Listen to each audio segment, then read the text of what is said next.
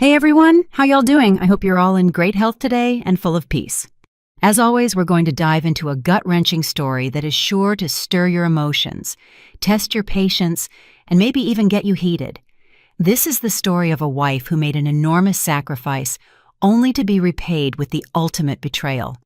Picture this. For 5 long years, this wife worked relentlessly to pay for her husband's entire medical school education until he graduated. But what did she get on graduation day? Instead of a thank you, she received divorce papers.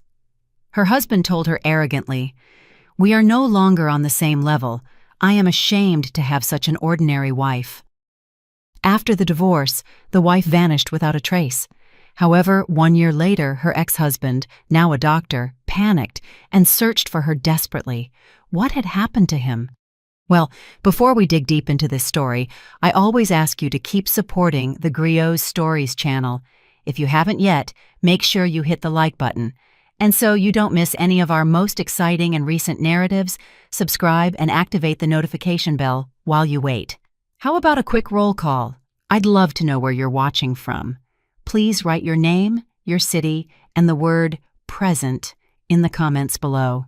Thank you all so much. All right, without further ado, let's dive right into the story. That morning, thunderous applause echoed through the grand auditorium of the Morehouse School of Medicine.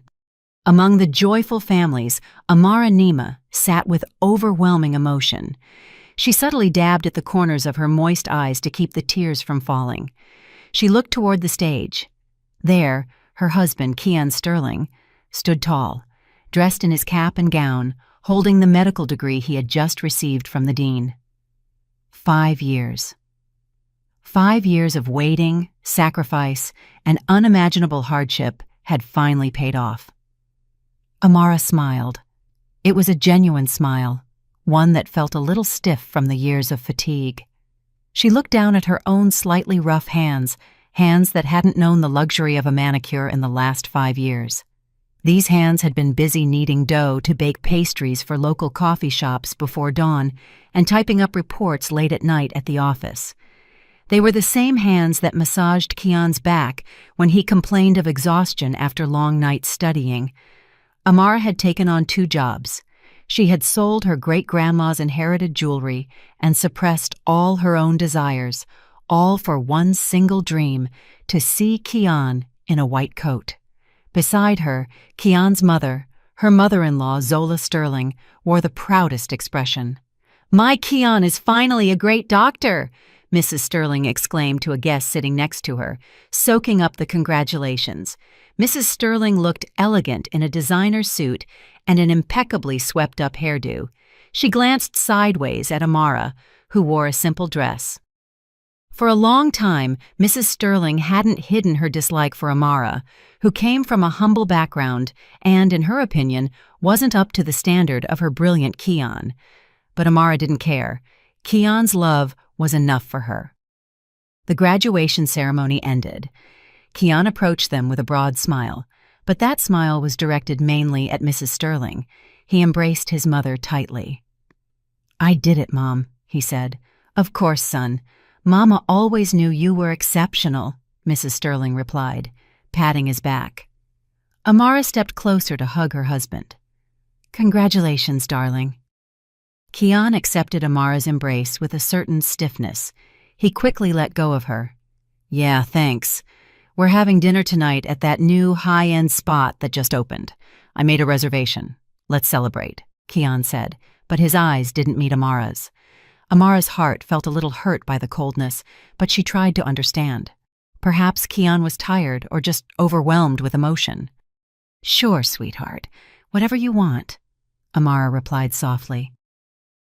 That night, the 3 sat in an upscale restaurant overlooking the dazzling Atlanta night skyline. Amara felt a bit out of place. It was the most expensive venue she had ever been to. She saw Keon, who had changed into an expensive-looking designer shirt, sitting with overwhelming confidence. Mrs. Sterling couldn't stop taking pictures of Keon to post on her social media. "Honey, all our effort is finally over. Now we can start a new life," Amara said, trying to initiate a warm conversation. Hearing that, Mrs. Sterling snickered. Kian's effort, you mean, Amara? My son is a hard worker. He's a doctor now. Of course, his life will be new. He deserves the best. Amara fell silent at the sarcastic comment. She waited for her husband to defend her, to say it had been a joint effort, but Kian said nothing, busy examining the menu. After ordering the food, there was a brief silence. Kian cleared his throat and looked at Amara. This time, his gaze was difficult to interpret. Cold, expressionless, with something strange about it. Amara, I have to tell you something, Kian said. Yes, sweetheart, Amara replied, looking at him expectantly. Kian reached into his new leather briefcase and pulled out a thick brown envelope, placing it on the table right in front of Amara. Amara frowned. What is this, honey? A job offer from the hospital? Mrs. Sterling, sitting next to Kian, smiled smugly. That smile gave Amara a sudden bad premonition. Kian slightly shook his head. No, open it. Amara's hands trembled a little as she took the envelope. She slowly opened it. Her eyes read the first lines of an official document. Her heart seemed to stop. The luxurious restaurant seemed to stop spinning. The clinking of cutlery from other tables seemed to vanish. There, clearly written, was Petition for Dissolution of Marriage. Amara looked up and stared at Kian in confusion. Her lips trembled. Kian, this is a joke, right? What kind of joke is this? Today is your graduation. Kian sighed deeply. His face hardened. It was as if the mask of happiness he had worn all day had fallen off. I'm serious, Amara. We can't be together anymore. But why? What did I do wrong, honey? For 5 years Amara's voice broke. Precisely because of that, Kian interrupted sharply. 5 years have been enough. I'm a doctor now. I have a bright future. I need a partner who is on my level, someone I can take to important gatherings, someone who fits my social status. Kian looked Amara up and down, evaluating her simple dress, her tired, makeup-free face. Amara, we are no longer on the same level. Kian uttered that sentence so lightly, as if Amara's 5 years of sacrifice meant nothing. I am ashamed to have such an ordinary wife. It was like lightning on a clear day. Amara's head spun. Those insulting words were spoken by the man for whom she had been the breadwinner, the nurse, and the supporter of his dreams. Mrs. Sterling added in a triumphant voice, Did you hear that, Amara? Kian has other standards now. You should have known your place from the beginning. It's better you two separate now before you become a burden and embarrass him among the medical community. Consider the money you earned as a charitable donation. The tears Amara had been holding back finally burst forth. Not a single drop, but an uncontrollable torrent. The pain, the humiliation, and the betrayal shattered her heart.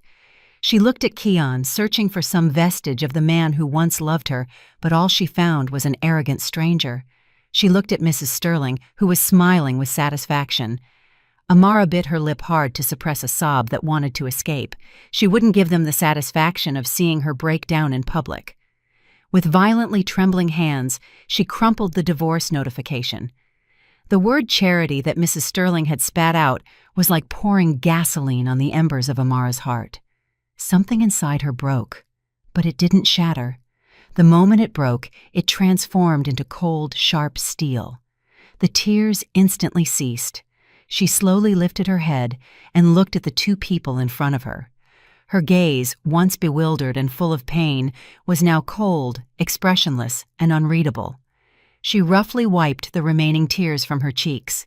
It was no longer the soft gesture of a desperate person, but the firm movement of someone who had made a decision. Kian and Mrs. Sterling were slightly surprised by the sudden change. They expected Amara to cry, beg, or faint, but instead, Amara kept a terrifying silence. Enough! That single word came from Amara's lips. Her voice was hoarse from holding back tears, but it was very loud and emphatic. Mrs. Sterling, I said enough, Amara repeated, now looking directly into her mother-in-law's eyes, who was starting to look bewildered. You told me to know my place. You said my sacrifices were just charity. You said I was a burden." Amara let out a small, cynical laugh, a laugh more chilling than a hysterical cry. That laugh made Kian uncomfortable. "Did you think I would stand by while you trampled and humiliated me like this?" Amara turned to Kian, who now looked a little tense and bewildered. "And you, Mr. Kian," the way she emphasized the Mr. sounded like mockery. "You say you've become a doctor. You say that degree is yours. You are very wrong." Amara slowly rose from her chair. Her movements were calm, but charged with contained fury. Her hand, the same one that had just crumpled the divorce papers, now pointed directly at Kian's face, which was starting to pale. "That degree is mine too!" Amara's voice suddenly rose an octave. It startled Kian and Mrs. Sterling, and even caused patrons at the next table to turn and look. Amara didn't care. "Every dollar that led you to that graduation is my sweat!" Amara shouted. Her voice trembled with repressed emotion. "Every thick textbook you bought was food I took from my own mouth. Every night you slept comfortably before an exam, I was awake until dawn prepping bakery orders. You," Amara jabbed Kian's chest with her index finger, "you only borrowed my body, my energy, and my whole life for the last 5 years to buy that degree." Her chest rose and fell, her breathing ragged as she contained the anger that reached her very soul. "You said, I'm not on your level." Amara laughed again, this time louder. "You're right, I'm really not on your level." She alternated her piercing gaze between Kian and Mrs. Sterling. "I will never be on the level of a coward who betrays his wife on his graduation day. And I will never be on the level of a mother who proudly supports her son's betrayal just for social status." Amara picked up her simple shoulder bag that was on the chair. "And remember this, both of you." Amara emphasized every word. "You will regret this." Wounded in his pride as a new doctor and furious at being called out in public, Kian stood up. His face was red with shame and anger. "Amara, sit down. Don't cause a scene. What else do you want? Division of assets? We have nothing. Have you forgotten that all your money went into my tuition?" Kian yelled, trying to intimidate Amara into returning to her submissive ways. But Amara instead smiled, a smile so cold it sent a chill down Kian's spine. "Did you think I was that stupid, sweetheart?" Amara pulled out her mobile phone. She no longer cared about the stares of the people around them. "Did you think I hadn't noticed your disgusting behavior for the last 6 months? You started hiding your phone every time I passed by. You started coming home late with the excuse of group projects, even though your clothes smelled like another woman's perfume. A week ago, I gave up buying new clothes for myself to cover your last tuition payment, and suddenly you had money for a brand new designer watch." Kian gasped. He had no idea Amara had noticed all that. Amara dialed a speed dial number on her phone. "Attorney Washington, hello. I'm sorry to bother you so late." Kian frowned. "Attorney Washington? Who is Attorney Washington?" he asked suspiciously. Mrs. Sterling, who had been arrogant moments before, now looked anxious. Her face tightened. Amara completely ignored Kian, as if the man wasn't even there. "Yes, it's Amara. Our suspicions were correct." For a moment, Amara listened to the voice on the other end of the line.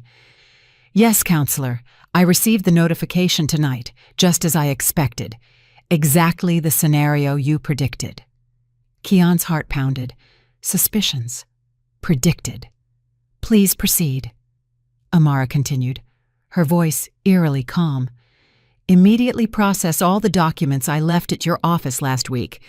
Yes, counselor, everything including the counterclaim for betrayal and material fraud, and most importantly, include the full breakdown of the damage claim for the expenses of education and living support for 5 years. Please send the summons to the address of the hospital where he is starting his residency next week, as soon as possible." Hearing the word damages, Mrs. Sterling jumped out of her chair. Her face was pale. "Counterclaim? What damages, Amara? Don't make things up. Are you crazy? "You're trying to blackmail my son!" she cried in a panic. Amara finally hung up the phone, slowly putting her mobile back into her bag. She looked at Mrs. Sterling. "I'm not crazy, ma'am. I'm just claiming my rights. You just said this was an investment. Well, I want my investment back. All of it. I have saved every transfer receipt, every tuition receipt, and even every utility bill I paid for the last 5 years." Amara turned to Keon, who was now paralyzed. His lips were tight. "Did you think I would let you walk away freely to find a new life and a new wife on your level with the degree I bought with my blood and tears? You were dead wrong, sweetheart." Amara picked up the divorce notification that was on the table in front of Keon and Mrs. Sterling. She didn't tear it up. Instead, she folded it carefully and put it in her bag. "This will be excellent additional evidence in court. Thank you. I will not sign your divorce papers," Amara said firmly, "but I will divorce you, and I will make you pay for every drop of my sweat before you can proudly wear that white coat." Without another word, Amara turned, walked out of that luxurious restaurant with a steady stride, leaving Keon and Mrs. Sterling frozen at the table in front of the expensive food they had ordered and hadn't even touched. That night, Amara didn't cry anymore. The burning fury had dried all her tears, leaving only steel determination. Amara's steps as she left the luxurious restaurant were light, but her footprints seemed to burn on the cold marble floor. She didn't cry. A dense fury had frozen her tears. She walked quickly towards the lobby, ignoring the stares of the restaurant staff, who watched her strangely. Her, who had entered as part of a trio, and now left alone with a flushed face. She immediately flagged down a passing taxi and gave the address of Nia Adebayo's, her only friend's studio in the city. During the ride, Amara sat motionless. The city lights, which should have been witnesses to her happy celebration, now seemed like a painful mockery. Keon's arrogant face and Mrs. Sterling's cunning smile kept appearing before her eyes. "We are no longer on the same level." That phrase continued to resonate in her ears like a rusty nail. She gripped the phone in her hand. Attorney Washington's contact was saved there. She wouldn't let this humiliation be the end of everything. It would be the beginning. Nia opened the door to her modest studio with a sleepy look, but her eyes widened in surprise when she saw Amara at her door. "Amara, what are you doing here at this hour? Shouldn't you be celebrating Keon's graduation?" Amara didn't answer. She walked in, and as soon as the door closed, her legs gave way. She leaned against the wall. "He asked me for a divorce, Nia," Amara said in a quiet, hoarse voice. "What?" Nia jumped up in surprise. "You're kidding! No way!" "In the restaurant, the very night of his graduation," Amara repeated, and her voice started to tremble again. Nia immediately hugged her friend. In Nia's arms, Amara's armor collapsed. But it wasn't a cry of desperation. It was a cry of boiling fury. She told her everything. Mrs. Sterling's insults, Keon's arrogance, and the divorce petition. "That miserable parasite," Nia cursed, clenching her fists. "And that mother-in-law. Is she a person or a demon? I told you from the start, Amara. They just used you." "I know." Amara pulled away from the hug and dried her tears. "I've already called a lawyer, Attorney Washington." Nia was stunned. "A lawyer? Since when?" "For 6 months, Amara paused. "Since I realized Keon was starting to change. Since I found evidence he was transferring money to another account behind my back. I just needed the final proof, and tonight he gave it to me." A few weeks later, the atmosphere in the mediation room at family court was very cold and tense. Amara, dressed in a simple but neat dress, sat upright. Her face was calm and expressionless. Beside her, Attorney Washington, a middle-aged man with a calm but sharp appearance, organized a thick file on the table. Across from them, Keon and Mrs. Sterling sat nervously. Keon, who was about to start his residency at a prestigious hospital, looked haggard. Mrs. Sterling kept whispering in his ear with a pale face, Attorney Washington's summons, which detailed the counterclaim and the damage claim for $500,000, had completely ruined their celebration mood. The mediator began the session, but before Keon or his newly hired lawyer could speak, Attorney Washington intervened directly. "Thank you for your time. My client, Ms. Amara Nima, is here today to respond to Mr. Keon Sterling's divorce petition. However, we reject that petition." Keon looked up. "What do you mean, you reject it, Amara?" We reject it," Attorney Washington interrupted firmly, "because it will be my client who files the divorce petition, and we have already filed it." Attorney Washington handed a stack of papers to the mediator, a divorce petition based on betrayal, material fraud, and psychological abuse. "That's slander!" Mrs. Sterling shrieked. "Don't make things up!" Attorney Washington ignored her. "And we are also attaching a claim for damages for all the educational and living expenses my client covered for 5 years to finance Mr. Sterling's medical studies." Attorney Washington opened the thick file in front of him. "Attached here is all the detailed evidence, from the biannual tuition transfers, the receipts for book and lab material purchases, the rent payment stubs for their apartment, down to a breakdown of the daily food expenses my client wired to Mr. Sterling's account. The total amounts to $500,000. $500,000. Keon gasped, and his face instantly turned pale. $500,000 was an astronomical sum. His starting salary as a resident wouldn't even reach a tenth of that amount in a year. Mrs. Sterling was breathless. The lawyer they had hired could only swallow hard upon seeing the impeccable stack of evidence. This is blackmail," Keon said in a voice that was a mixture of anger and fear. That was a wife's duty. Amara, are you crazy?" Amara, who had remained silent all this time, finally spoke. She looked directly at Keon. "The duty of a wife you said wasn't on your level? The duty of a wife you were ashamed of? The duty of a wife you abandoned on your graduation day?" Amara asked. Her voice was flat, but sharp. "I'm not crazy, Keon. I'm just collecting what is mine." And suffocating silence fell. Keon and Mrs. Sterling knew they couldn't present any defense against that stack of evidence. It was then that Amara gave Attorney Washington a small signal. Attorney Washington nodded. The next words from Attorney Washington put Keon and Mrs. Sterling back on edge. "My client is a person of great heart. She does not wish to prolong this matter further." Amara looked at Keon. "I will withdraw the damage claim of $500,000. $500,000. Keon and Mrs. Sterling opened their mouths, unable to believe what they were hearing. "With some conditions," Amara quickly added. "First, you will accept my divorce petition. The cause must be clearly recorded. Betrayal and abandonment. I want my honor back. Second, there will be no asset claim. I will not take anything from that house, and you cannot demand anything from me, ever. We are at peace. Third, you both will sign an agreement that you will never again bother me or my family. Fourth, all of this closes today, with no appeals or postponements." Keon looked at Mrs. Sterling. Mrs. Sterling, half terrified at the idea of having to sell her house to pay a debt of $500,000, immediately nodded in panic. Agreed. Sign quickly, Keon," she whispered. Pride was nothing compared to such a huge debt. Keon, his hands shaking from a mixture of shame and relief, signed the agreement. The divorce process was very fast. The judge's gavel fell. Amara was officially free. She left the courthouse without looking back, leaving Keon slumped powerlessly and Mrs. Sterling crying tears of relief. That afternoon, Amara finished packing her last belongings into an old suitcase in Nia's studio.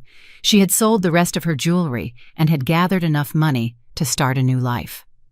"Amara, that $500,000 was yours.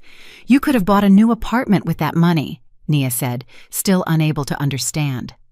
Amara closed the suitcase. "I don't want it, Nia. If I accept that money, I'll always be tied to the resentment. It's dirty money, money full of humiliation. I consider that I paid $500,000 for a very expensive life lesson, and I don't want to repeat it. So, where will you go?" Amara smiled. It was the first truly sincere smile in weeks. I want to continue with my dream, the one I put on hold. I want to go back to college. I want to write. I still have a brain, Nia. I still have ambition. Amara took Nia by the shoulders. I promise you, I will leave this city. I will disappear from Kian and his mother's life. I will use all my intangible capital, all this pain, to build something truly great. Someday they will hear my name again, and then they will realize who really wasn't on whose level. Amara hugged Nia tightly. Take care, Nia, and don't tell anyone where I am. Of course, Amara. Chase your dreams. Make them regret it. That night, Amara headed to the bus station. She deliberately chose a distant small town, a place where no one knew her. As the bus began to pull away from the dazzling city that had caused her so much pain, Amara looked out the window. She didn't cry. She only felt immense relief. She vanished with one suitcase, a pile of uncollected sacrifices, and a great promise to herself. 1 year had passed. Time flowed uncompromisingly, changing destinies and turning the wheel of life. On the 15th floor of the most prestigious private hospital in Atlanta, a young man walked with a firm and confident stride. His white doctor's coat was impeccably ironed. An expensive stethoscope hung from his neck, not just as a tool, but as a status symbol. The name badge on his chest clearly read, Dr. Kian Sterling. He was the new surgical ace, intelligent, agile, and despite his young age, already entrusted with several complex operations. His superiors adored him, the young nurses admired him, and his colleagues saw him as a role model. Kian had achieved everything he wanted. His old life with Amara felt like a distant nightmare. He barely remembered his ex-wife's name. If it ever crossed his mind, Kian only considered it a shameful memory, a stepping stone he had to tread to get where he was now. Divorcing Amara was the best decision of my life, he often told himself in front of the mirror in his luxurious penthouse. Amara was a burden, a stone in his shoe, a reminder of his mediocre past. Now he was free, and he celebrated that freedom with luxury. Kian no longer lived in the small rental apartment he had inherited from his father. He and Mrs. Sterling had moved into a lavish penthouse in the city center, where they could enjoy the nightly city views. Of course, the mortgage was choking him, but Kian didn't care. Status was everything. He also traded his old motorcycle for a brand new black Mercedes-Benz C-Class. He bought the car with 7-year financing at very high interest. His starting salary at the private hospital was high, but not enough for the lifestyle he wanted to project. Every weekend, Kian spent his nights in high-end restaurants, the kind he had used to humiliate Amara. He bought designer watches, clothes, and joined an exclusive golf club. Ostensibly, Dr. Kian Sterling was the perfect picture of success, but behind that facade, a pile of credit card bills began to accumulate. He juggled 5 different credit cards and had applied for several bank loans under the excuse of renovating the penthouse. Kian's arrogance had perfectly rubbed off on Mrs. Sterling. Her status as a doctor's mother had elevated her social position to a level she had never imagined. Mrs. Sterling was now a full member of a social circle of executives and high-ranking officials' wives. Whenever they met, she spoke of nothing but Kian's greatness. Oh, Kian, of course, darling. He keeps having important surgeries. He didn't get home until 3 a.m. last night, she said one afternoon, while stirring expensive tea in a luxury hotel lobby. In reality, she knew perfectly well that Kian had arrived at 3 a.m. not because of surgery, but because he had attended a party at an exclusive nightclub. Poor me, but what can you do? It's the calling of a noble profession. That boy is so dedicated. The new penthouse, you say, darling? Mrs. Sterling continued as if answering a question. Oh, well, it's modest. 3 bedrooms with a city view. Kian insisted his mother move in. He said she had to be comfortable in her old age. He's such a good son. Mrs. Sterling constantly pressured Kian to find a new partner quickly. Kian, you're a top doctor now. Don't make the wrong choice with your wife again. Look for someone on your level. Professor Evans' daughter is beautiful and graduated from an Ivy League school. Or how about Sarah, the daughter of the hospital director next door? Remember, marriage is now a social investment for your career. She lectured Kian almost daily. Kian simply nodded, enjoying his new status as the most coveted bachelor. The days passed in a cycle of ostentation and debt. Then one afternoon, while Kian presided over an evaluation meeting with younger doctors, something happened. He was speaking with authority, pointing at the presentation screen, when he suddenly felt dizzy. His vision blurred for a second, and he had to grab the edge of the table to keep from stumbling. "Dr. Sterling, are you all right?" asked a junior doctor when he saw his superior's face suddenly turn pale. Kian instantly straightened up. He cleared his throat. "I'm fine, just a little tired. Too many surgeries," he replied brusquely. "Let's continue." He ignored the strange throbbing he felt in his temples. It must be a common migraine, he thought to himself, lack of sleep and too much coffee. But that common migraine started appearing more frequently.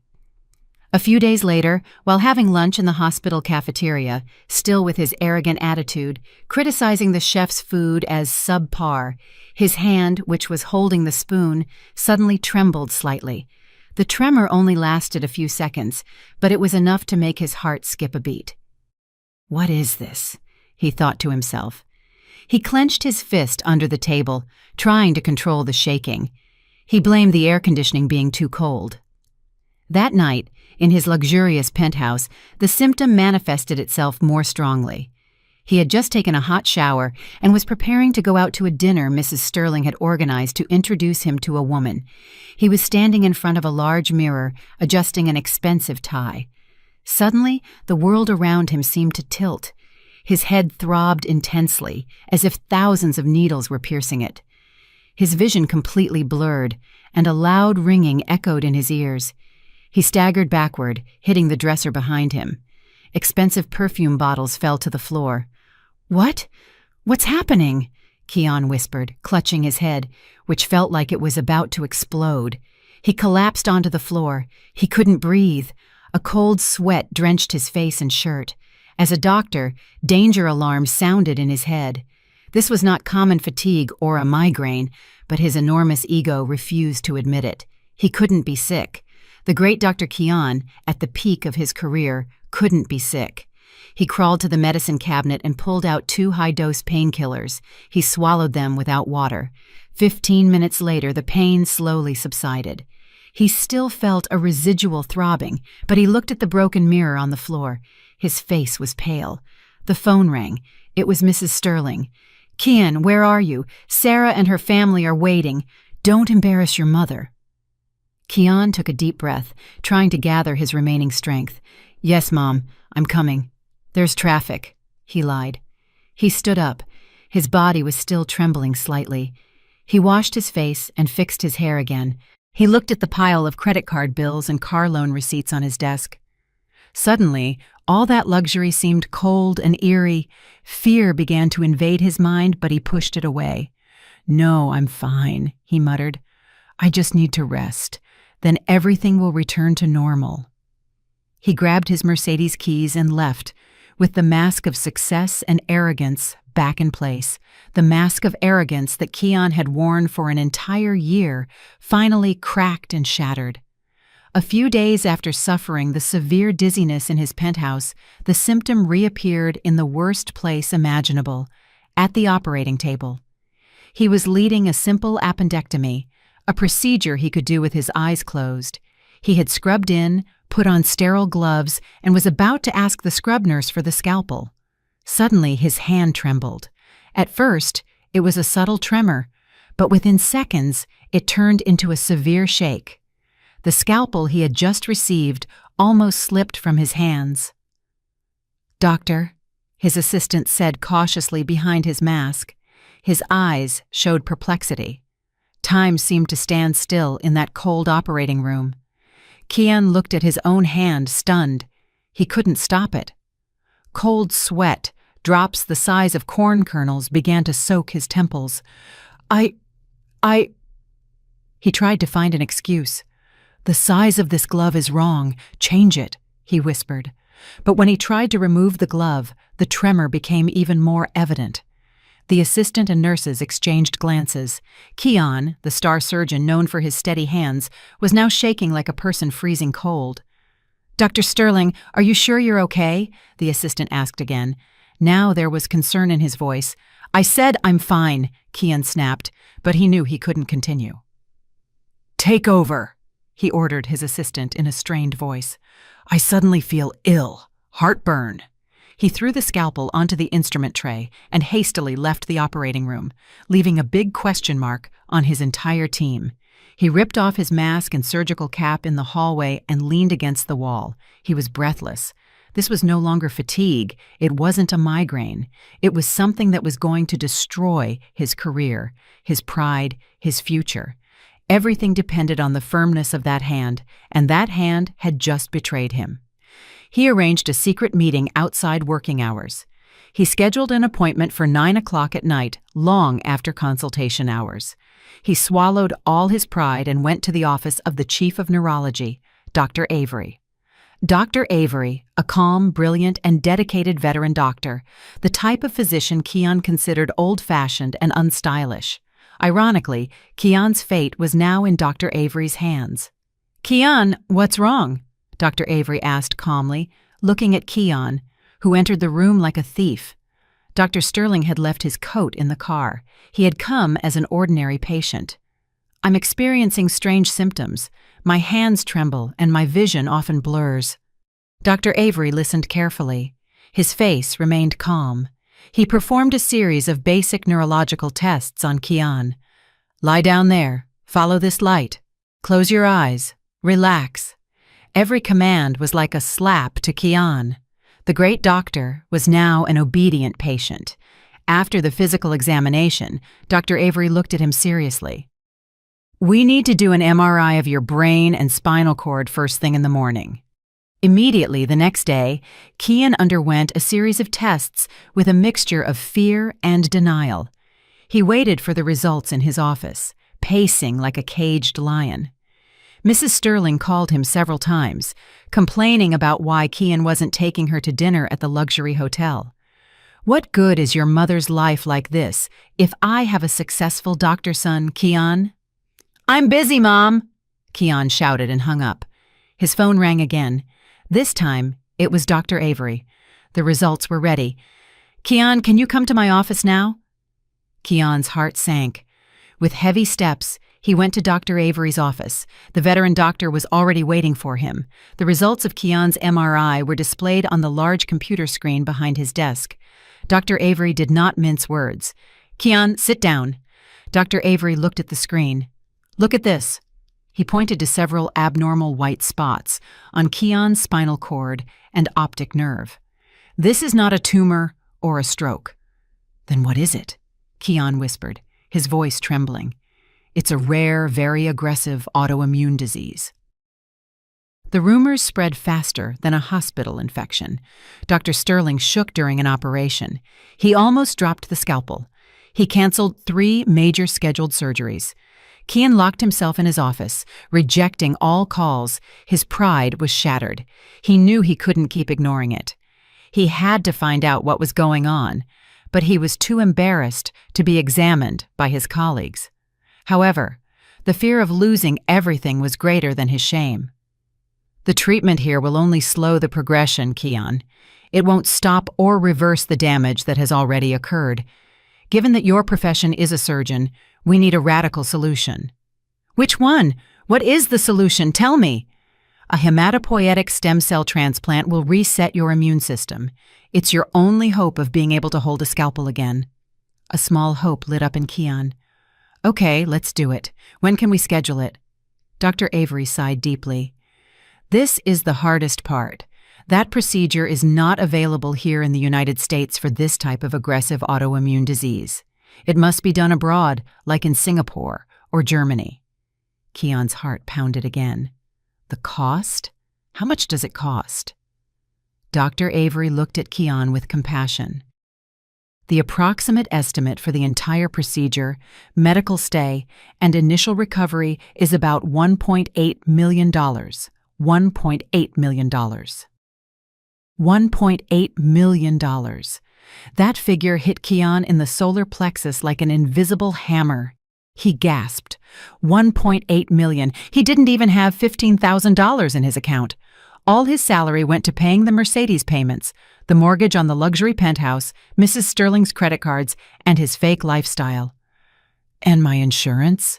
Keon whispered, hoping for a miracle. Dr. Avery opened another folder. "Your work insurance. We only cover registered serious illnesses.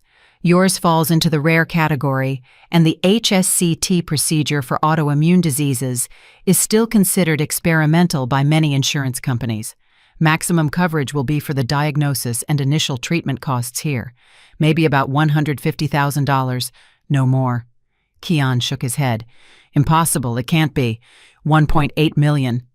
He laughed, a dry laugh that sounded like a cry. Dr. Keon, the surgical ace who had insulted his wife for not being on his level, was now here, completely broke, and with a diagnosis of a rare disease that threatened to leave him blind and paralyzed. Keon staggered out of Dr. Avery's office. He arrived at his penthouse.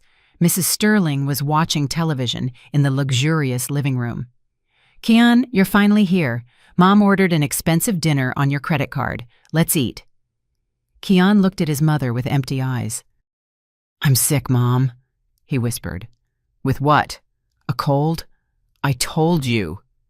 "It's not a cold," Keon shouted. His voice cracked. "I'm seriously ill. I need surgery abroad. It costs $1.8 million. The spoon Mrs. Sterling was holding fell onto her expensive porcelain plate. $1.8 million? That's a joke, Keon. Where are we going to get the money? We just paid the down payment on your new car. "It's not a joke, Mom," Keon yelled. Panic finally completely took hold of him. "I could go blind. I could be paralyzed. My career is over and we don't have any money. We have nothing. We're ruined, Mom. Ruined." That night, in the luxurious penthouse with decades of mortgage ahead, the arrogant Dr. Keon finally cried like a child, not for his illness, but for the realization that he didn't have a single dollar to save his life and his pride. The panic was a silent room. Keon and Mrs. Sterling were now trapped in it.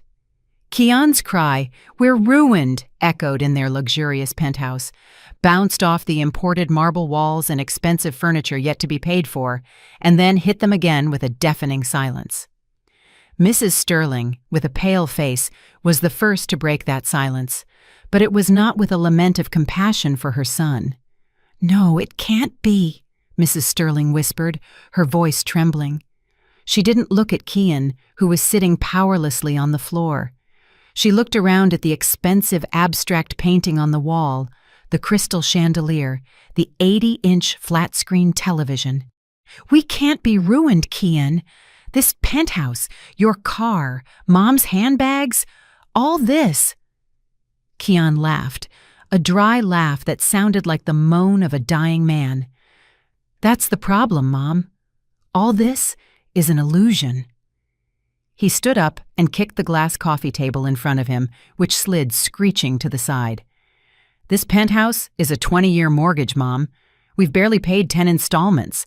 Its value right now is much less than the capital we owe the bank. If we sell it, we'll still owe hundreds of thousands of dollars.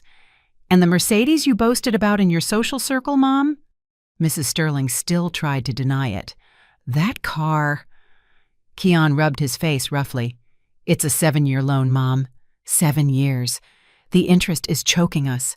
If we sell it now, we won't have enough to pay the remaining debt. We have nothing, only debt. Debt everywhere." Mrs. Sterling gasped. She thought of the designer handbags she had accumulated in her closet. Her heart sank.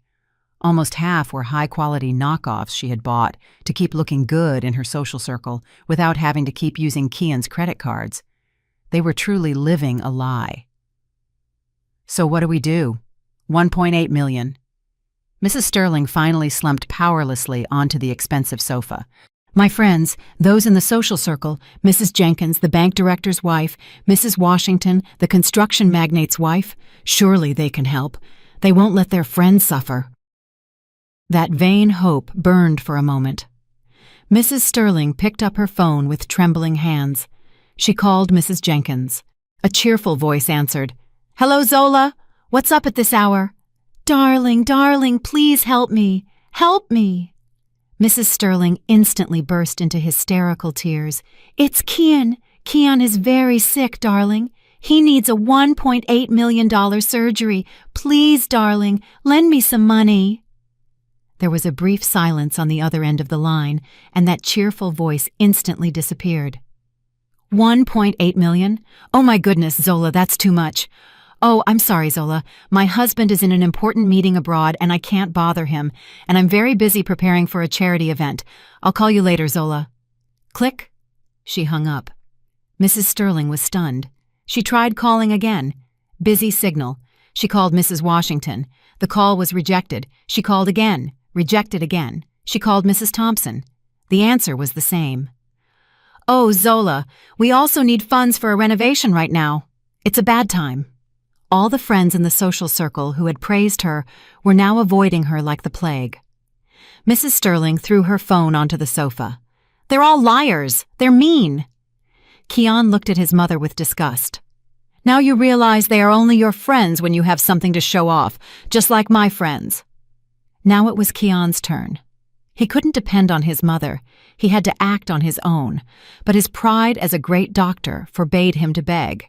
He tried calling some medical colleagues he considered close. "Hello, Marcus. Sorry to bother you so late." Kian called his surgeon colleague, Marcus Vidal. "Oh, Dr. Sterling, what's up? What's going on?" Kian swallowed. "Look, Marcus, a really good real estate investment opportunity has come up for me abroad. I urgently need liquidity, between $500,000 and $1 million. Do you have anything?" A snicker was heard on the other end of the line. "Wow, Dr. Sterling is playing in the big leagues of investment now. I give up, doctor. With your new Mercedes and new penthouse, you're much better at making money." "Sorry, doctor. I just paid the down payment on my son's house, so I'm broke. Good luck with the investment." Click. He hung up. Kian let out a choked moan. Everyone thought he was rich. What irony. The arrogance he had built for a year had become a boomerang that now prevented him from receiving help. He tried calling 2 other doctors. The response was similar. "Sorry, doctor. I don't have any money right now." Desperate, Kian swallowed the last remnants of his pride.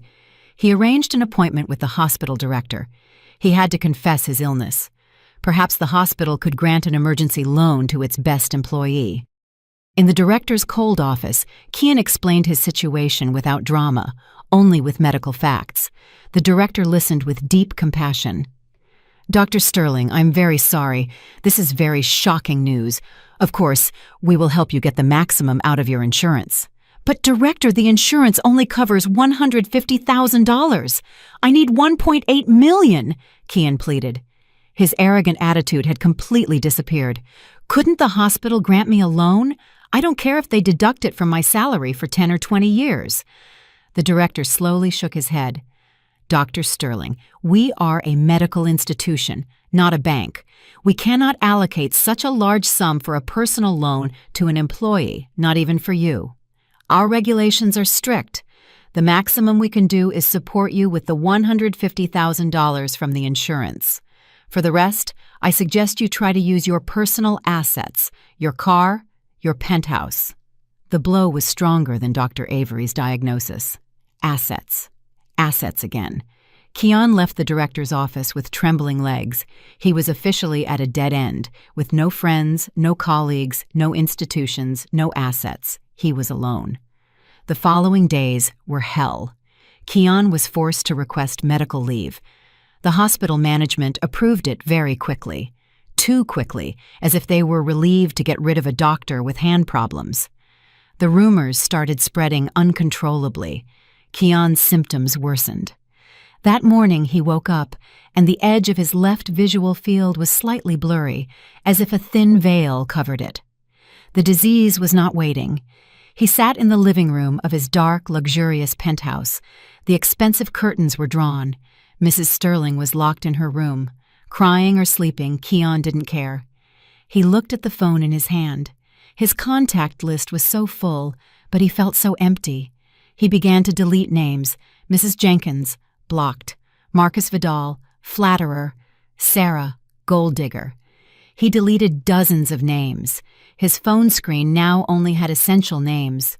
family from his hometown who had no money. And then his finger stopped at the N. Nia Adebayo. The name stayed there. Nia, Amara's friend, the only person who might know where Amara was. His ordinary ex-wife, whom he had abandoned for not being on his level. Extreme shame burned Keon's face. Contacting Nia was the most low-down option. It was the most complete admission of defeat. It was proof that he had completely failed. But on the other hand, Amara was the only person in this world who had given him everything without conditions. He remembered Amara's last words in the restaurant. "You will regret this." The regret was here now, not as a simple feeling of guilt, but as a concrete, suffocating regret in the form of a verdict of blindness and paralysis. He looked at Nia's name on the screen. His hand trembled violently from illness and desperation. He had to do it. He had no other choice. The courage Keon had boasted, the one he had used to humiliate Amara and as a shield of arrogance in the hospital, was now the size of a speck of dust. He stared at Nia's name on his mobile screen for almost an hour. His hand, now with a more severe and hard-to-control tremor, rose and fell several times to press the call button. Each time he tried to press, he seemed to hear Mrs. Sterling's cynical laugh and his own arrogant voice in his ears again. "We are no longer on the same level." The shame burned his throat like stomach acid. Contacting Nia was raising the white flag. It was admitting that Amara, the ordinary woman he had abandoned, was his last hope. As he hesitated, his left eye throbbed again. The blurry shadow at the edge seemed to grow denser. The fear of blindness was much sharper than the shame. He inhaled sharply, abandoning his pride. He pressed the call button. It rang once, twice, 3 times. Just when Keon thought Nia wouldn't answer, the call connected. There was no hello, just a chilling silence. "Oh, hello?" Keon said, his voice hoarse. "Hello, Nia." A sarcastic sigh was heard on the other end of the line. Well, the respected Dr. Sterling. You still had my number saved." Nia's voice was so cutting and full of hatred that it further undermined Keon's courage. "Nia, I'm sorry to bother you so late." "You're sorry?" Nia laughed, a very unkind laugh. "It's been over a year since you dumped my friend like trash, and now you call me to say you're sorry? Don't you think it's a little late?" "No, it's not that." Keon rubbed his sweaty face. "I just wanted to ask how Amara was." Nia's laughter instantly ceased. After a moment of silence, a very dangerous voice was heard. "You asked about Amara? After a year of not caring if she was dead or alive? Now you're seriously asking? Is your doctor's brain still working?" "Nia, please," Keon pleaded. His arrogance had completely disappeared, replaced by palpable desperation. "I really need to talk to her. It's a matter of life or death." "Life or death?" Nia scoffed. "Life or death? What's wrong with you? Did you run out of money? Do you want to ask her to fund another specialization for you? Or wait, I know, oh, you're sick. Karma came for you, Keon." Nia's accurate guess was like a slap in the face. Keon was silent, unable to refute. "I knew it!" Nia shouted. Her voice rose. "You're in trouble, aren't you? I knew it! You and your mother are parasites. You thought Amara was an ATM you could go to every time you needed cash. Isn't that right, Keon?" "Nia, please listen to me." Keon was starting to panic.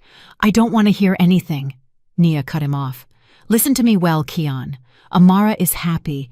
She has rebuilt her life from the foundations you destroyed. She has forgotten about parasites like you and your mother. Don't you dare bother her again, and don't contact me again." Click. The call cut off. Keon stared at his mobile screen, stunned. Nia, wait!" He tried to call back. Her number was immediately busy.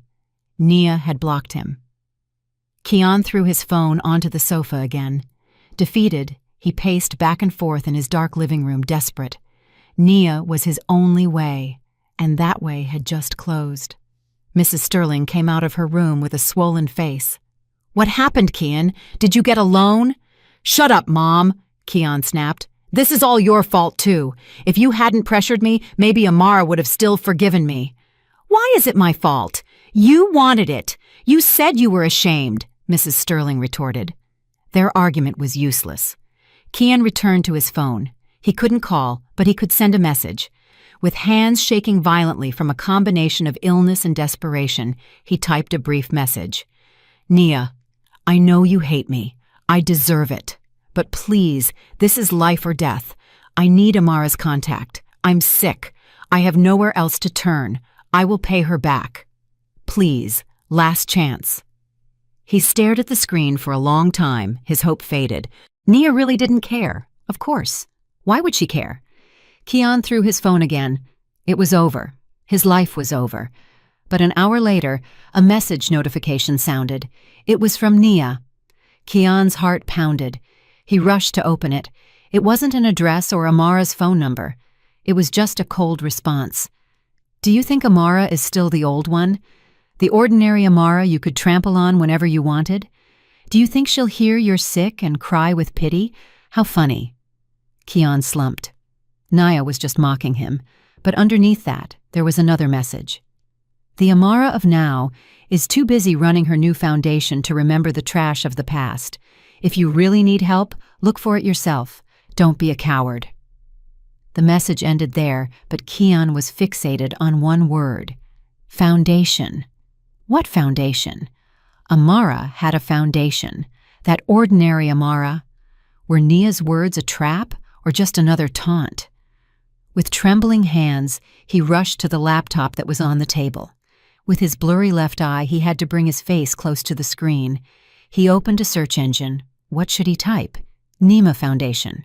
He typed it. The first result froze him.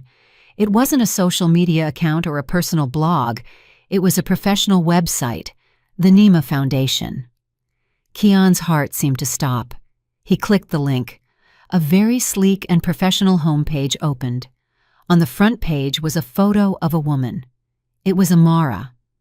But it wasn't the Amara he knew. The Amara in the photo wore a well-fitted dark blue suit jacket.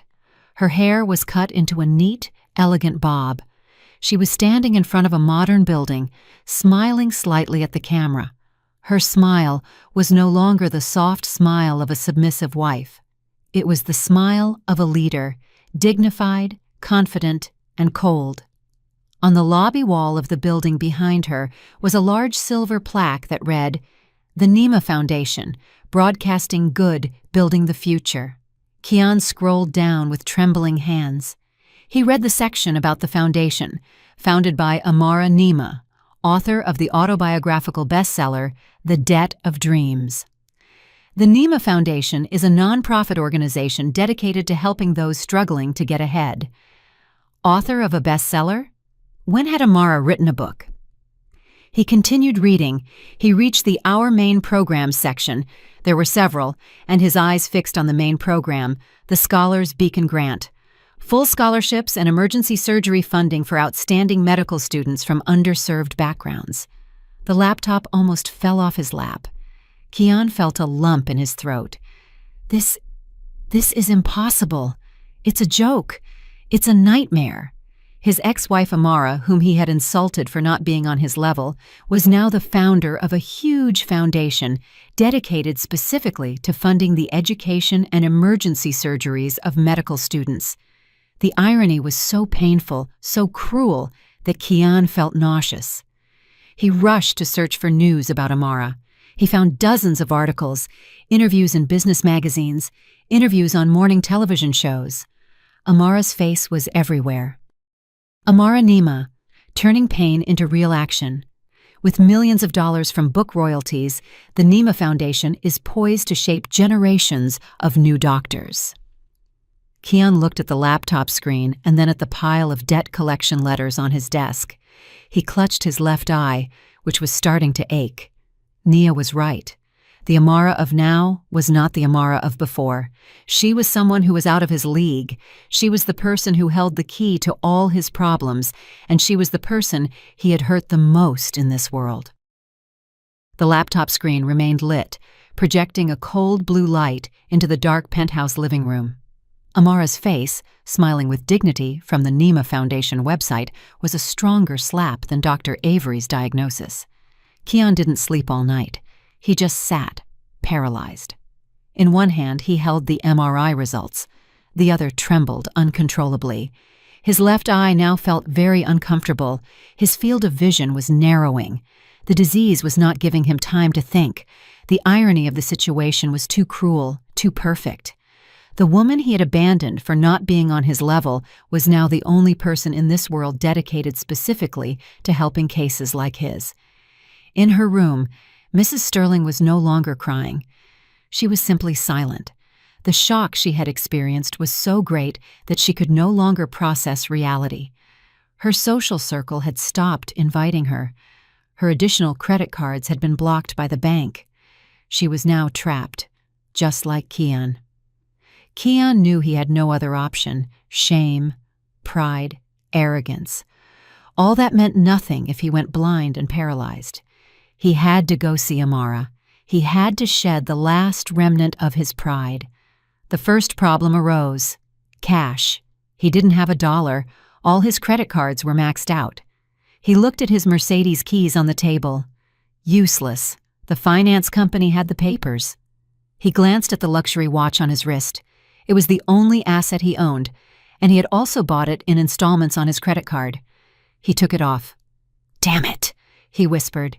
He put on a jacket to cover his pajamas and rushed out. He headed to a pawn shop near the market, a place he would have once looked at with disdain. Yes, Dr. Sterling had to wait in line with people pawning fake gold jewelry. The luxury watch was appraised at a very low price. He was only left with enough for a round-trip city bus fare to the Foundation's address and one meal. He chose the cheapest option: the city bus. The journey to the downtown business district, where the Nema Foundation's address was located, felt like a walk to the gallows. Accustomed to arrogantly driving his Mercedes, he was now sitting in the back seat of a small car that smelled of cheap air freshener. He looked out the window at the skyscrapers he once considered his playground. The car stopped in front of the lobby of a modern, imposing office building. The glass walls stood tall. The marble lobby shone through the elegant revolving doors. A huge silver plaque sparkled in the morning sun: the Nema Foundation. Keon paid the taxi with the money he had left. He stood trembling on the sidewalk. This is real. It wasn't just a website, it was a small empire. He straightened his wrinkled jacket. He felt like a beggar. With heavy steps, he pushed through the glass doors. The Foundation's lobby was very different from what he had imagined. It wasn't like a small, shabby NGO office. The place looked more like a five-star hotel lobby, bustling, professional, and full of positive energy. Several young people in neat uniforms, probably scholarship recipients, walked quickly with stacks of documents. The walls were decorated with large photographs. Amara shaking hands with the president of a university. Amara inaugurating a rural clinic. Amara smiling, surrounded by admiring medical students. Keon's heart sank. All this. Amara had built all this from the pain he had caused her. He cautiously approached the reception desk, made of expensive, solid mahogany wood. A friendly young woman immediately smiled at him. "Good morning, sir. How may I help you? Do you have an appointment?" A lump formed in Keon's throat. The receptionist smiled, a professional smile that now felt like a steel shield. "I'm very sorry, sir. Without a prior appointment, I cannot interrupt her meetings. If you wish to leave a message or—" "I told you it's a life-or-death emergency!" Keon shouted. His voice became desperate. His hands began to tremble violently, and he had to hide them in his jacket pockets. Several people in the lobby began to turn around. The receptionist looked a little nervous. Her hand almost reached for the phone to call security. "What is all this commotion?" A calm, deep, and very familiar voice was heard from the direction of a private elevator in a corner of the lobby. Keon froze. He recognized that voice. He turned around slowly. There, standing tall, in an expensive, perfectly tailored gray suit, was Attorney Silas Washington, Amara's lawyer. His face remained calm, but the gaze behind his expensive glasses was now much sharper. He no longer seemed like a small lawyer defending an oppressed wife. He looked like a high-level corporate legal advisor. Attorney Washington looked at Keon. There was no surprise on his face, only cold observation. He approached. "Mr. Sterling, I didn't expect us to meet again, especially not here." Keon swallowed. His shame was now mixed with fear. "Attorney Washington, do you still remember me?" Attorney Washington smiled slightly. "Oh, I never forget a potential client who could have earned me $500,000, and I never forget someone who passed up that opportunity." He looked at the receptionist. "It's all right, Mina. I'll take care of this gentleman." Attorney Washington motioned for Keon to follow him to a more private area, a waiting room with comfortable leather sofas. Keon sat on the edge of a sofa, his body rigid. Attorney Washington began, sitting comfortably across from him and crossing his legs. "What brings Mr. Sterling here after more than a year? Don't tell me you've changed your mind about the $500,000 and want to pay it back, do you?"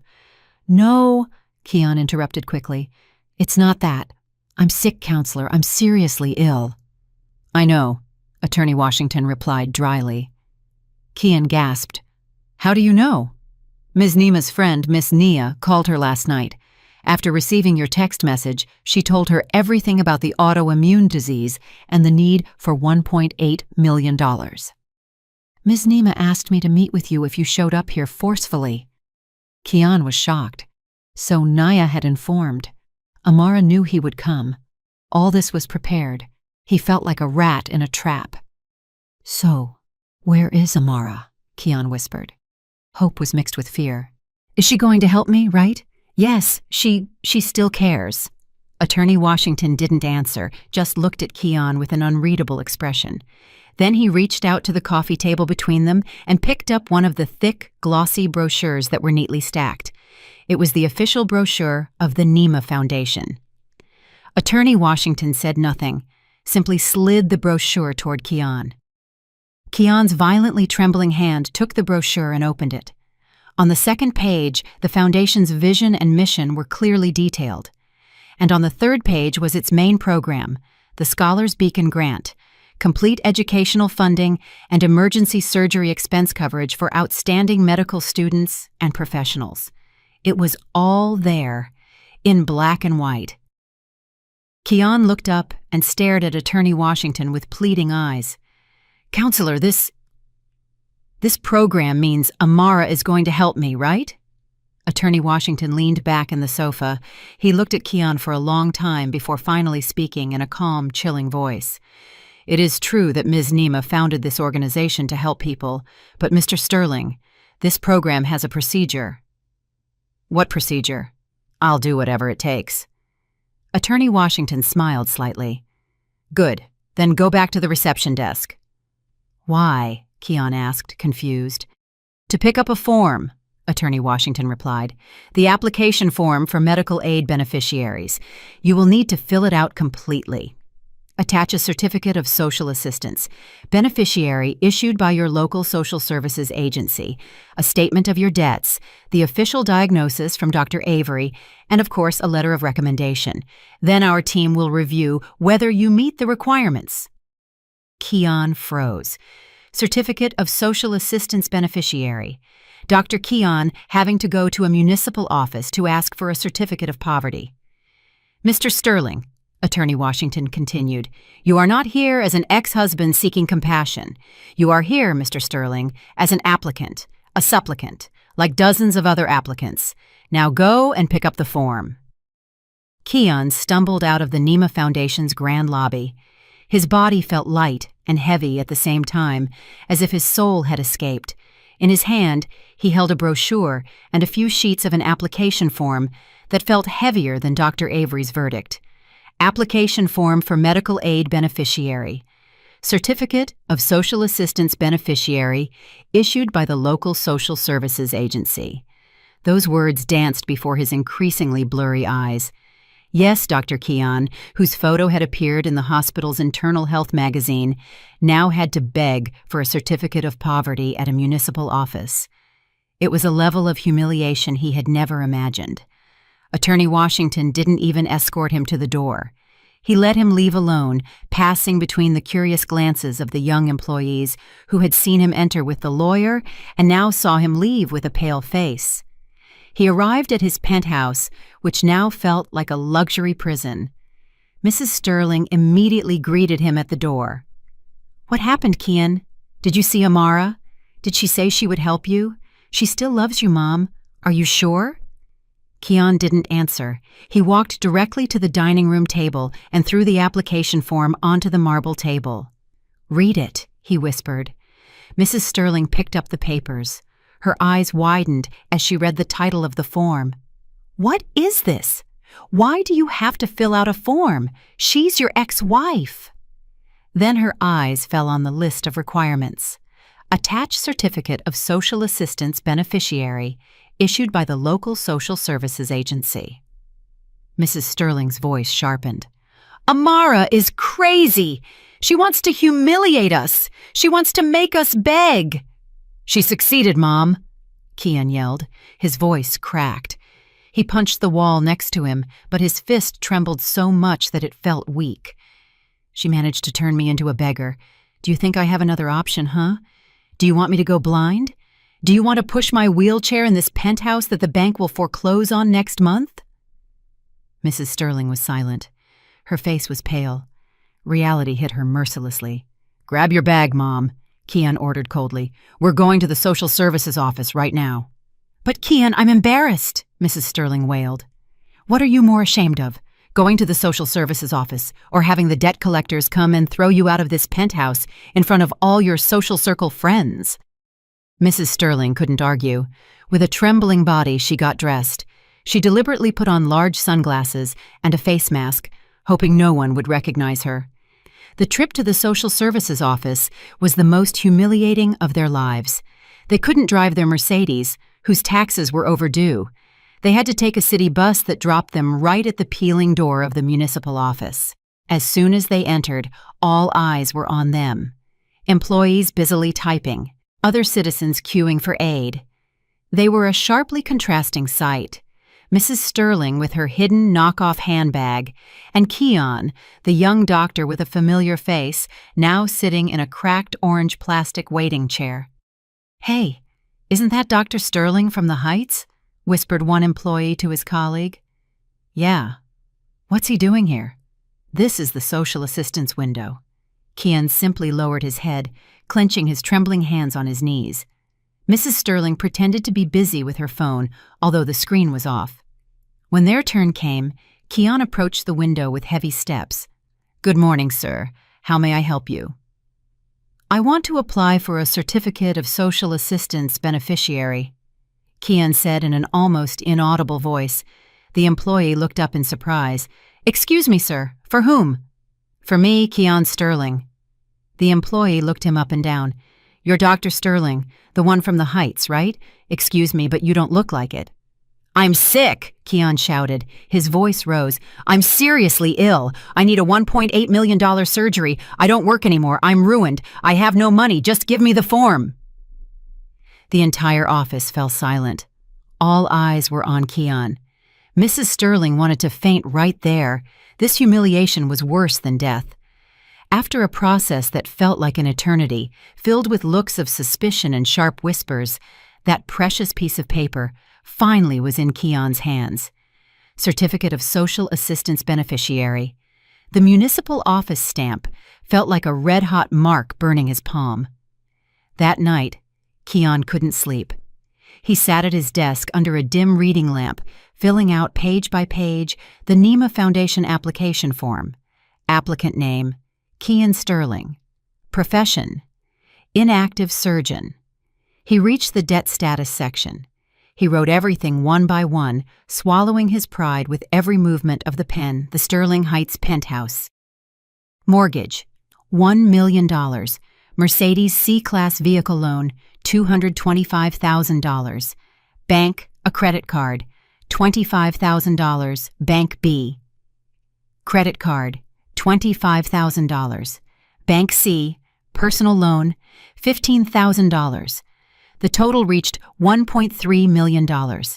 In the assets owned section, he wrote one word, none. He attached the Certificate of Social Assistance Beneficiary, copies of all his debt collection letters, and Dr. Avery's diagnosis. It was a perfect dossier of his bankruptcy and his failure. The next morning, he returned to the foundation building. This time, his appearance was even more disheveled. He hadn't shaved, his eyes were red. He handed the thick file to the receptionist, Mina, who received it with the same professional smile. "Yes, sir. I have received the dossier. Our review team will process it. Please wait." Kian waited in the lobby. 1 hour, 2, 3. He saw people passing by. He saw cheerful medical students, probably funded by Amara. Just when he thought they would tell him to leave, Attorney Washington appeared from the elevator. "Mr. Sterling, Ms. Nima will receive you now." Kian's heart seemed to stop. It was time. He followed Attorney Washington like a lamb to the slaughter. They went up in the private elevator to the penthouse floor, the highest one. The elevator doors opened directly to a very spacious office. The walls were glass, offering a 180-degree view of the city. In the center of the room, behind a huge, neat mahogany desk, Amara was sitting. Kian held his breath. The Amara he saw now was not the one in the photos. She was much more imposing.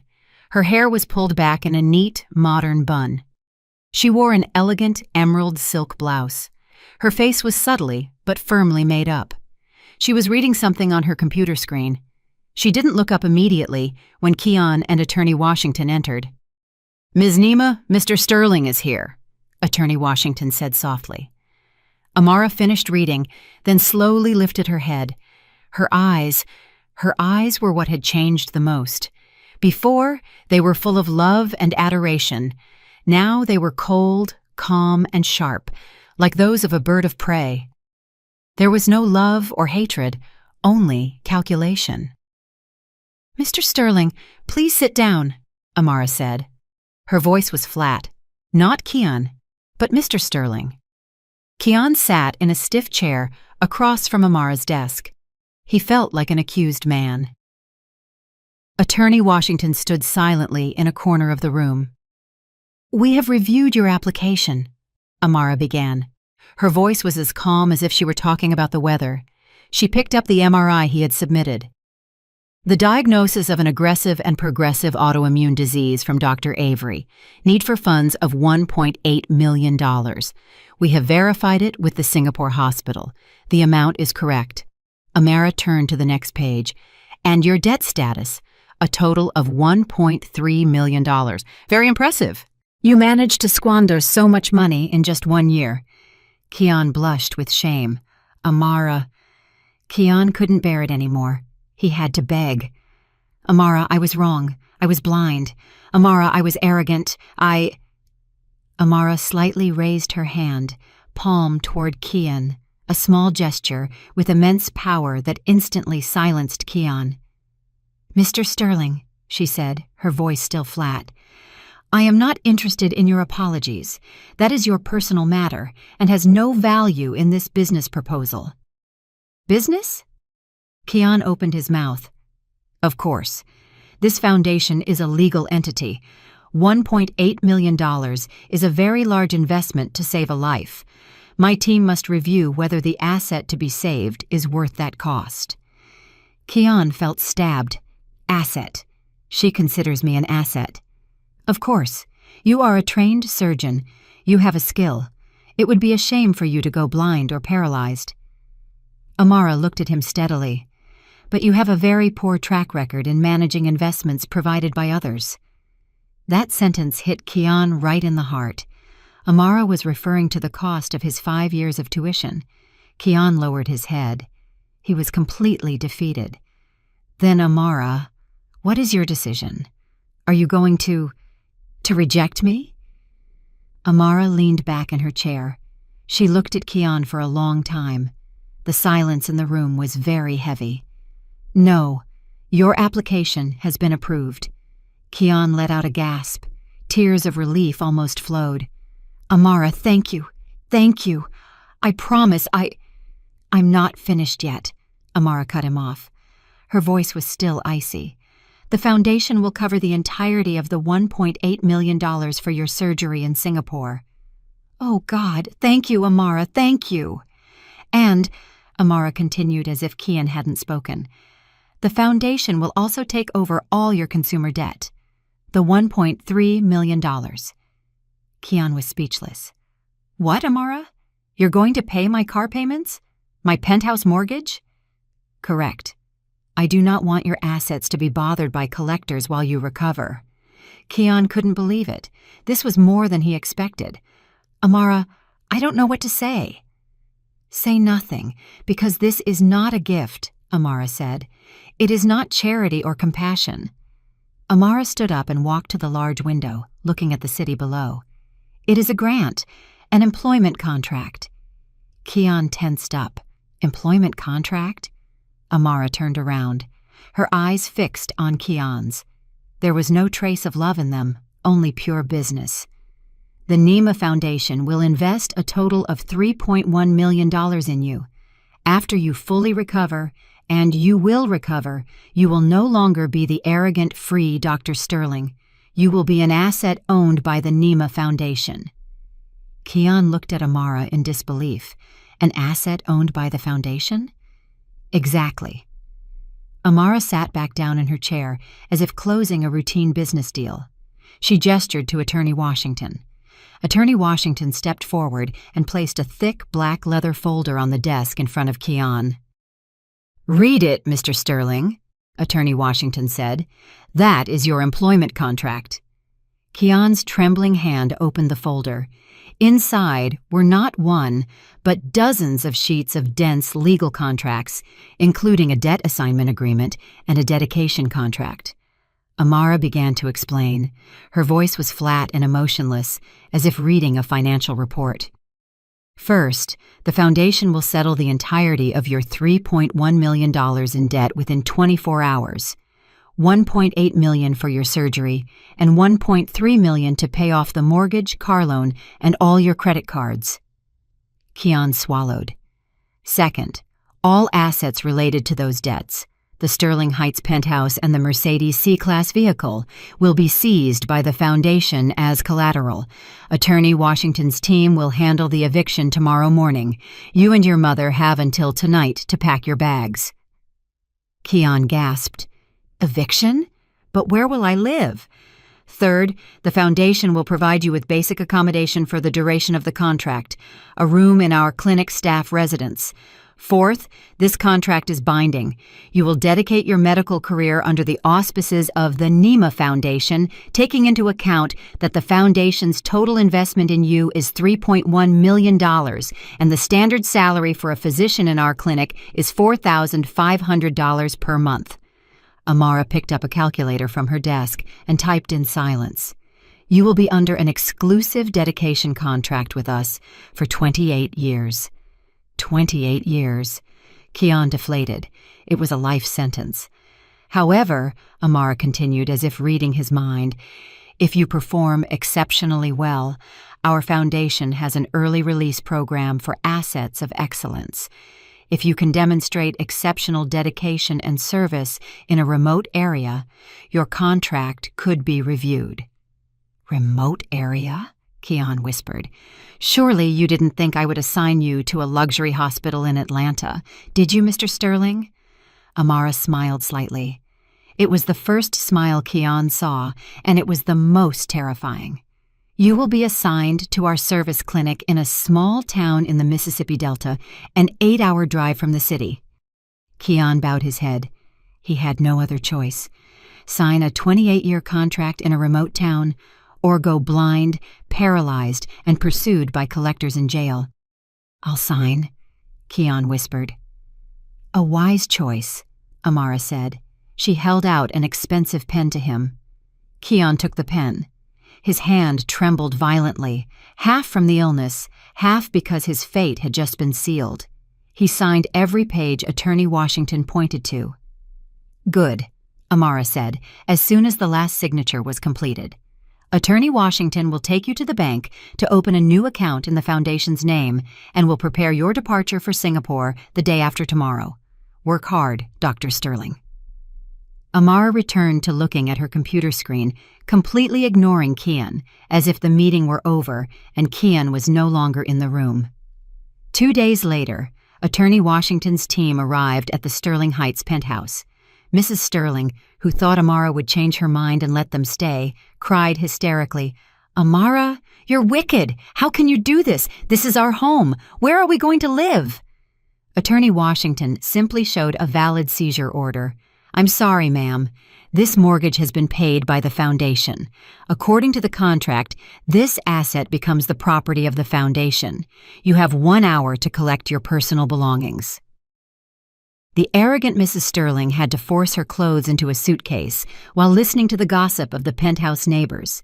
Kian's Mercedes was towed from the underground garage. Mrs. Sterling was taken by taxi to a small, suffocating rental apartment on the outskirts of the city, whose first 3 months of rent were paid by the foundation. After that, she would have to fend for herself. Meanwhile, Kian underwent the operation in Singapore. Everything went well. Stem cell technology managed to reset his immune system. His recovery process was long and solitary. There was no Mrs. Sterling to care for him, no colleagues to visit him, only a nurse hired by the foundation. 2 months later, Kian returned to the U.S. He was fully recovered. His hands no longer trembled. His vision was clear again, but he was no longer a free man. He was picked up at the airport by a foundation employee. He was handed a simple uniform shirt with the NEMA Foundation logo and was immediately transported to the bus station. An 8-hour journey on a hot, regular bus, and then a 2-hour motorcycle taxi ride down a dirt road.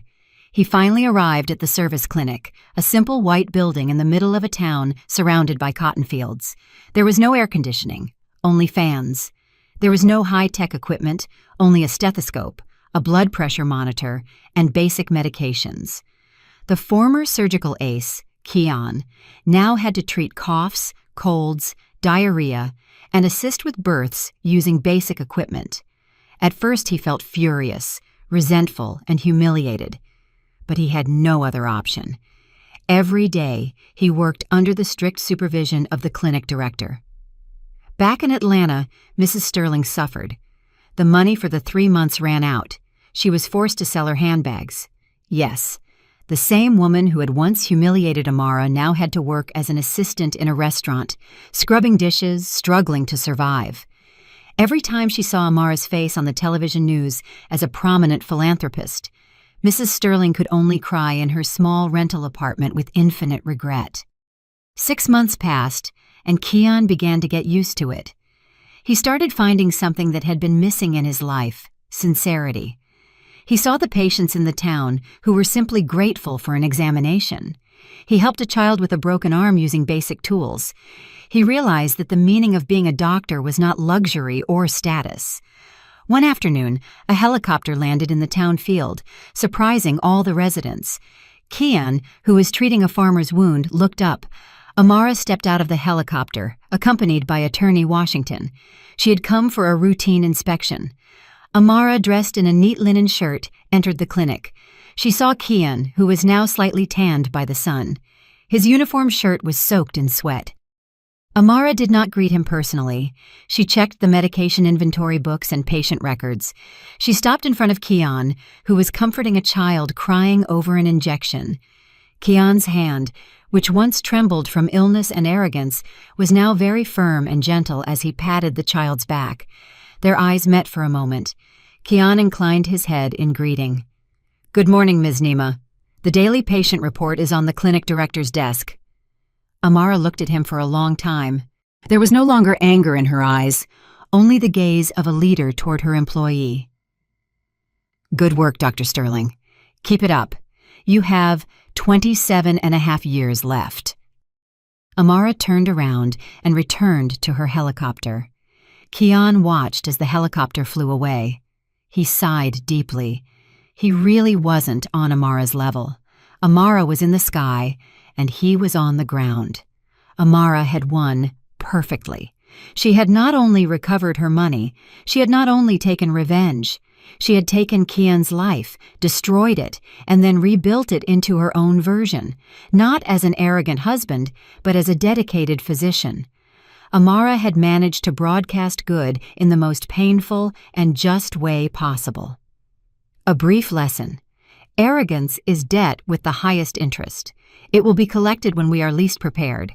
Sincerity, on the other hand, is an investment. It will often be returned twofold in the most unexpected ways. Did you like the story, and which city are you listening from? Let's meet in the comments. If you liked the story, you can support me by sending a super thanks so I can keep bringing more stories like this. Thank you so much for your sweet support. I'm looking forward to your comments on the story. On the screen, you can see 2 new life stories that I highly recommend. There's so much more on my channel. Don't forget to subscribe.